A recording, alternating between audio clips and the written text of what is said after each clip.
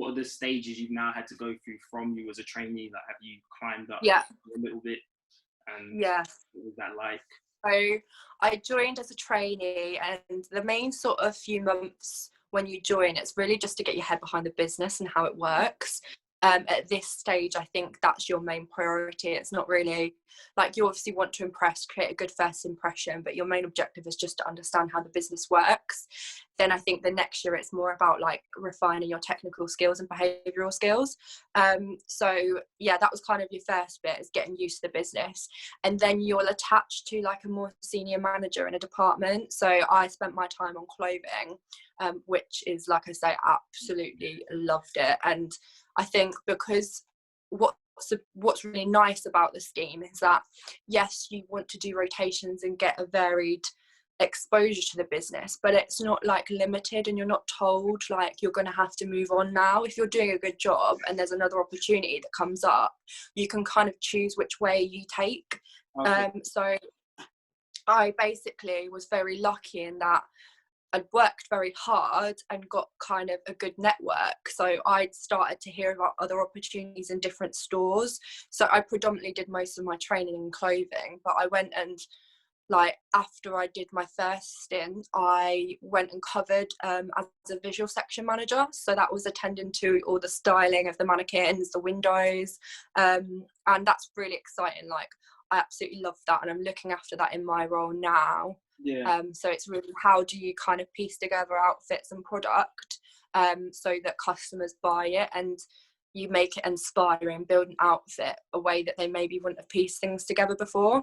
Definitely very important as well, as a customer. It's good to kind of see that, because even the little stuff, like obviously what accessories you put together with the mannequins and Yeah. but yeah, no, yeah, carry on.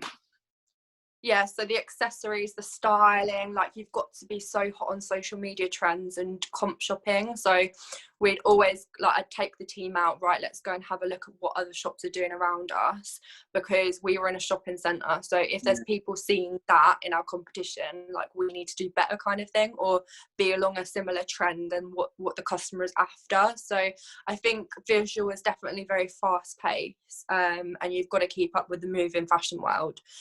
So that's really exciting. So I covered that, and then because I did well in that position, another opportunity came up at a different store where I went to, basically we use like documentation sometimes to lay out a department and how products should look and be merchandised. So I went and helped on a project to actually design some of those principles, which was really exciting. So that was with homeware, and it was, we're going through a very big transformation in how we merchandise our products. So I had to lay it out with the team, take photos. A lot of senior stakeholders came down, etc. So it would be rolled out to the wider business then. So that was exciting. And then I did another opportunity where I did a holiday cover. So that's in the role that I currently do, but in a different store. So I did quite a few like relief cover roles and got myself kind of noticed and identified. And then at one point, a manager left, and so they were like, right, Shelby, we want you to step into that role now.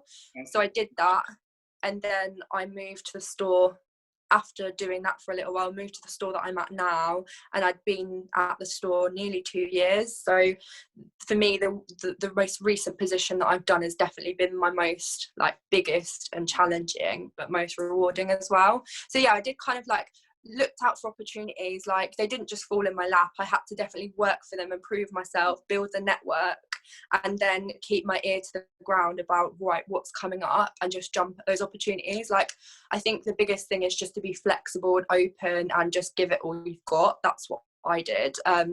So yeah, did that. Then I got an actual appointment and put into a role.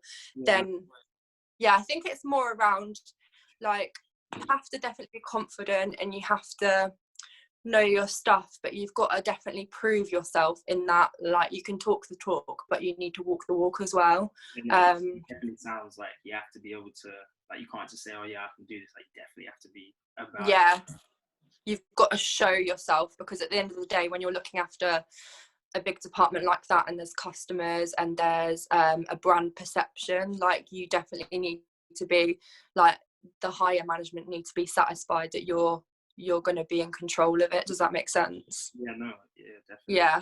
It sounds like, because obviously from the sounds of it, it sounds like you've obviously you worked within different companies now. Yes. Yeah, obviously with that now you're doing all the visual merchandising. You obviously have to keep up brand identity and stuff. So obviously, Yes. Yeah. to what each of those individual brands Yeah. represent, and even just, I don't know, for example, say some of them have like color themes. Obviously, you have to Yeah. all of that. So it definitely sounds like a very challenging role, but rewarding at the same time. Definitely. Yeah. Like even when you're saying it, Yeah. I'm thinking to myself, like I just wouldn't be able to do it. Like I think I'm thinking to myself, like, oh, what would I put with what? It sounds like a lot. Yeah. Like something. The thing is though, like when you're passionate about something, it's hard work. Like, don't get me wrong, there's been times when I've come home and I've really been like, I'm not doing a good job. Yeah. But I think like the people around you, like I cannot be more grateful for the support that I've had. So everybody's so willing to share their knowledge, and I think I'm always keen to listen and take it in. And I think when you build a bond like that with people, like I think we've spoke before, but like mentors and things like that are so key.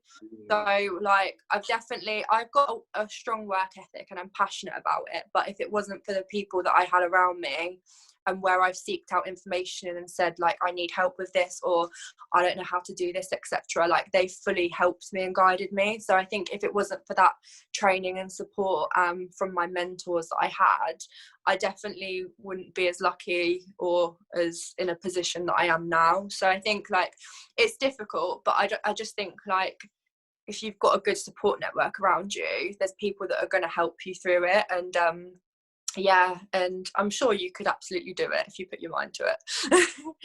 Don't underestimate yourself, believe in yourself. You've got to give yourself more credit. It's definitely not a job that anyone could just pick up, because even I can imagine the first time you had to do that specific role, I can only imagine like the thoughts that were going. Obviously you're excited, but I can imagine on in that moment. Obviously now it's probably like, okay, yeah, cool, let's do this. But even for you to say, because obviously I don't know how it goes in that field, but for you to now say, all right, cool, let's go around, see what all the other stores are doing, I assume obviously that's like pure initiative.